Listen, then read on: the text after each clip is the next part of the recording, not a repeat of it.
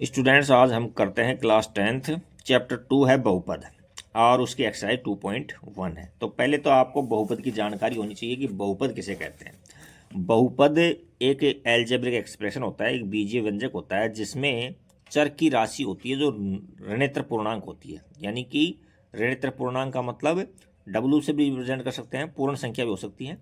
उसमें negative power नहीं हो सकती, चर जो है उसकी नेगेटिव पावर नहीं हो सकती, चर कोई फ्रैक्शन में नहीं हो सकता, चर की पावर 0 हो सकती है या कोई भी पॉजिटिव नंबर हो सकता है, तो उसको तो हम बहुपद कहते हैं।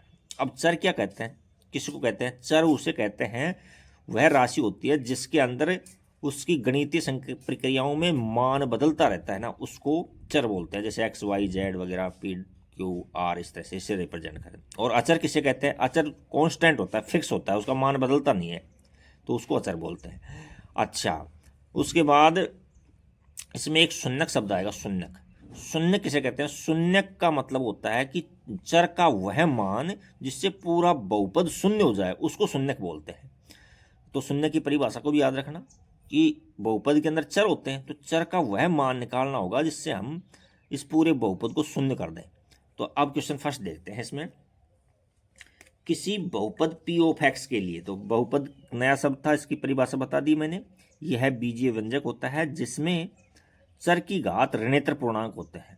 और पी ऑफ एक्स के लिए y equal to P of X का ग्राफ नीचे आकृतियों में दिया गया है। यहाँ अभी आपको आकृतियाँ दिखाई जाएंगी, उसमें प्रत्येक स्थिति में पी ऑफ एक्स के शून्यकों की संख्या ज्ञात करने की, हर केस के अंदर शून्यकों की संख्या ज्ञात करनी है। तो देखो, आपको ग्राफ की अच्छी जानकारी है, आपको एक्स एक्सिस और वाई एक्सिस की पूरी जानकारी है, और इसमें हम शून्य कैसे निकालते हैं। देखो, ये ग्राफ है, तो ग्राफ के अंदर ये जो क्षैतिज लाइन होती है ना, क्षैतिज लाइन, उसको हम क्या बोलते हैं?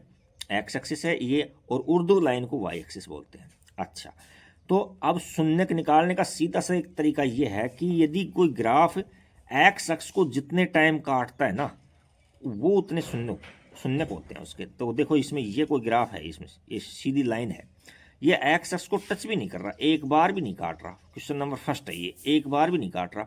तो एक बार भी नहीं काट रहा, तो इसमें शून्यकों की संख्या क्या बढ़ देंगे हम? 0 हो जाएगी। इसमें शून्यकों की संख्या कितनी हो जाएगी? 0 हो जाएगी। नेक्स्ट देखो, तो ये एक्स एक्सिस है और ये वाई एक्सिस है। तो एक्स एक्सिस को देखो, एक बार काट रहा है ये ग्राफ, एक बार काट रहा है, तो इसमें शून्यकों की संख्या 1 हो जाएगी, 1 हो सकती। फर्स्ट के अंदर यह है और दूसरे में 1 हो जाएगी, सॉरी 1, यहाँ 1 है। अच्छा, तीसरा क्वेश्चन में देखो, एक्स एक्स को ग्राफ 3 बार काट रहा है, 1 2 और 3 टाइम काट रहा है। देखो 1 2 और 3, तो यहाँ एक्स की चर शून्यकों की वैल्यू 0, 3 आ जाएगी। इसमें देखो 2 बार काट रहा है, तो शून्यकों की संख्या क्वेश्चन 4 के अंदर 2 आ जाएगी। नेक्स्ट क्वेश्चन देखो, फिफ्थ देखो, देखिए इसमें हमको ये देखना है कि एक्स एक्सिस को ये ग्राफ कितने टाइम काट रहा है।